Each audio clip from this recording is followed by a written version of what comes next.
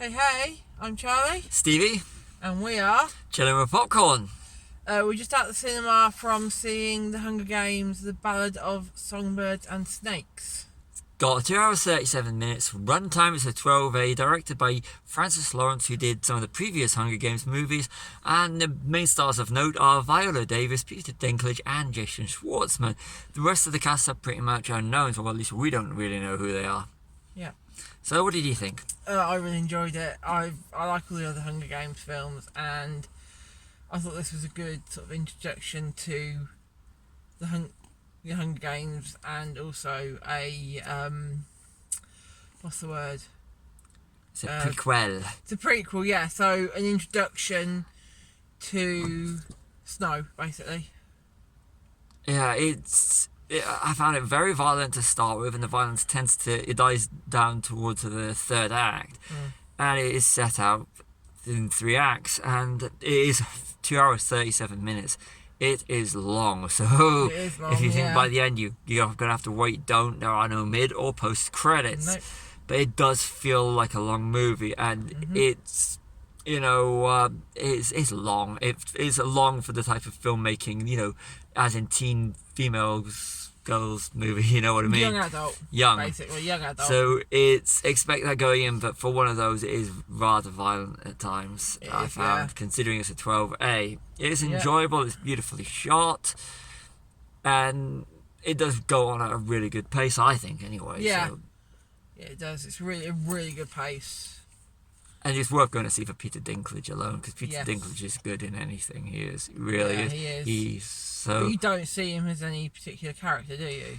I just think he's cool. So I just think he always plays cool characters, and he's good no matter what you put him in.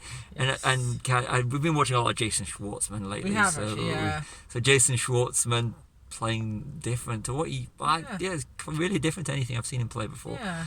But all the unknowns are good. They are really good, actually. And so I'm hoping they do sequels to this and continue on the storyline. Yeah. But it's just, for me, it was just like painting by numbers, essentially. If you've seen the other Hunger Games, like I said, I'm not target audience, and it just did feel like a Hunger Games movie. Which, if that's what you're after, you're going to enjoy this. Yeah. Ratings? 4.5.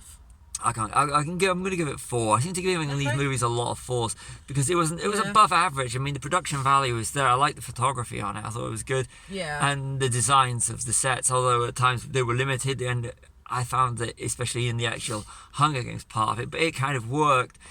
And they do take into consideration that this is the start and they don't go big. And I think that's what actually good, because you have a tendency with prequels and sequels to go big. And I think the fact that they didn't go bigger with this one, because they've said we went big at the start, this is a prequel and we're going to do it like that. Yeah, I thought that was clever. The Hunger Games was such a big thing when it came out, the books and the films. And I think this film had a lot to live up to regarding, how big the Hunger Games were as a series, but I think it's lived up to that. As a plot device, the Hunger Games themselves are a lot smaller than they were and it works. Yeah, but what I'm saying is, I can't remember what I'm saying now. This is live. This is live. Yeah, I lost my train of thought then. But it didn't. But that's fine. This is live, and we're going to keep all this in. So we are. Yes. Yes. All the quirks. So this is our honest, straight out of the cinema. It is. Yeah. So I'm Stevie. I'm Charlie. And you know what you do on these things. And we're trying to build a nice little base up. If you like us doing these sort of things, go on, subscribe to the channel, watch some of the videos, and help us build our audience. Yeah, thank you for watching. And may the odds be in your favour.